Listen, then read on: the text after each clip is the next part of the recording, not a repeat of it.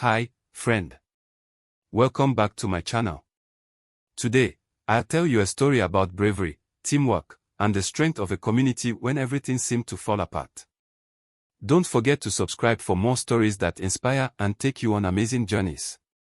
Now, let's begin. In a small town called Rivertown, nestled between rolling green hills and a winding river, life was peaceful. The town was built along the riverbanks, and at its center was the old crossing bridge. For as long as anyone could remember, the bridge had been the lifeline of the town. Farmers used it to bring their crops to market, children skipped across it on their way to school, and families used it to visit relatives on the other side.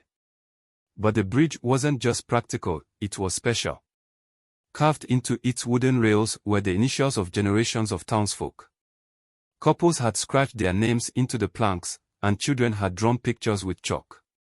Every scratch and mark told a story. However, the bridge was old. The stones at its base were cracked, and the wooden beams creaked louder with each passing year. It's held up this long, people would say. It'll hold up a little longer. It was summer, and Rivertown was buzzing with excitement. The annual summer fair was just days away. Everyone was busy preparing, bakers were making their best pies, farmers were picking their ripest crops, and children were rehearsing a play to perform at the fair. Sammy, a curious 12-year-old boy with messy hair and an adventurous spirit, was more excited than anyone. He loved the fair, especially the games and the stories the elders told around the bonfire at night. But Sammy had one big responsibility before the fair. He had to help his father deliver a wagon of apples to the market on the other side of the river. "Be careful on the bridge," Sammy's father warned as they loaded the wagon. "The river's high after all that rain." "I'll be fine, Dad," Sammy replied confidently. He loved crossing the bridge. It always felt like an adventure, as if he were walking into a new world. That afternoon, dark clouds began to gather over Rivertown. By the time Sammy reached the bridge with the wagon, the rain had started to fall. The river, swollen from a week of storms, roared below. Sammy paused at the edge of the bridge, staring at the rushing water.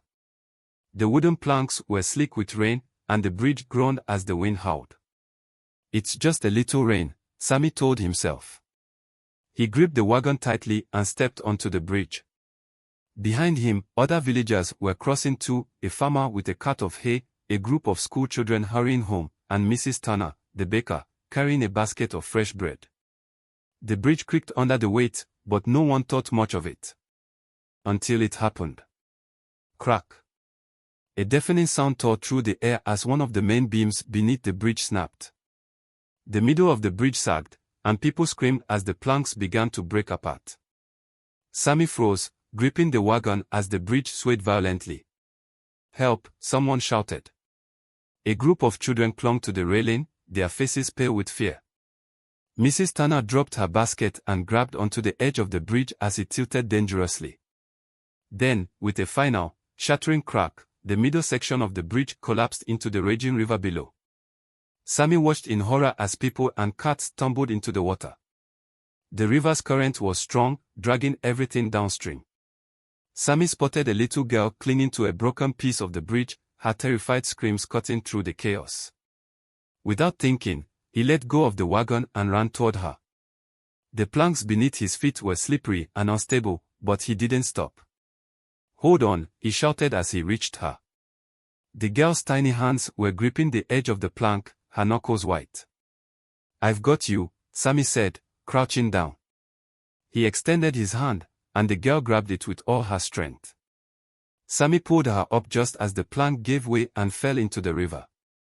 He carried her back to the edge of the bridge, where other villagers helped him pull her to safety. Meanwhile, chaos unfolded on both sides of the river. Villagers who had fallen into the water were struggling against the current. Onlookers shouted and pointed, but the river was too dangerous to enter. Sammy's best friend, Peter, ran up to him. "Sammy, we have to help them," Peter said. Sammy nodded. "We need a rope." The blacksmith, Mr. Carter, arrived with a long, sturdy rope. He tied it to a tree on the riverbank and threw the other end into the water. "Grab the rope," he shouted to the people in the river. One by one, the villagers were pulled to safety. Sammy and Peter worked tirelessly, dragging the soaked and shivering people onto the shore. As the rain finally began to ease, the townspeople gathered to assess the damage. The old crossing bridge was gone, leaving only the broken stone pillars jutting out of the river. The mayor arrived, his face pale with shock. "This should never have happened," he said. "We should have repaired the bridge long ago." Sammy stepped forward, his clothes soaked and his hands muddy. "We can't just wait for help," he said. "We need to build a temporary bridge to get to the other side." The villagers looked at him in surprise. "A temporary bridge?" the mayor asked. "Yes," Sammy said firmly. "We can use ropes and planks. It won't be perfect, but it'll work." Under Sammy's leadership, the villagers sprang into action. Farmers brought wooden poles, the blacksmith hammered metal hooks, and the fishermen tied knots with their strongest ropes. It was a team effort, and even the children helped by carrying small pieces of wood. By nightfall, the temporary bridge was complete. It swayed slightly in the wind, but it was sturdy enough to hold. The villagers cheered as they tested it, crossing one by one to retrieve goods and help those still stranded on the far side. Over the next few weeks, the town worked tirelessly to rebuild the bridge. This time, they didn't cut corners. The new bridge was made of strong steel and wide wooden planks. It was a symbol of hope and resilience, a reminder of what the town could achieve when they worked together. At the grand opening of the new bridge, the mayor gave a speech.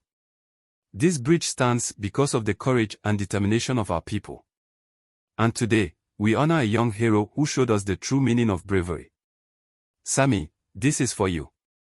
The mayor unveiled a plaque on the bridge that read, "In honor of Sammy, whose courage and quick thinking saved lives and united our town." Sammy blushed as the crowd cheered. He didn't think of himself as a hero, he had simply done what needed to be done.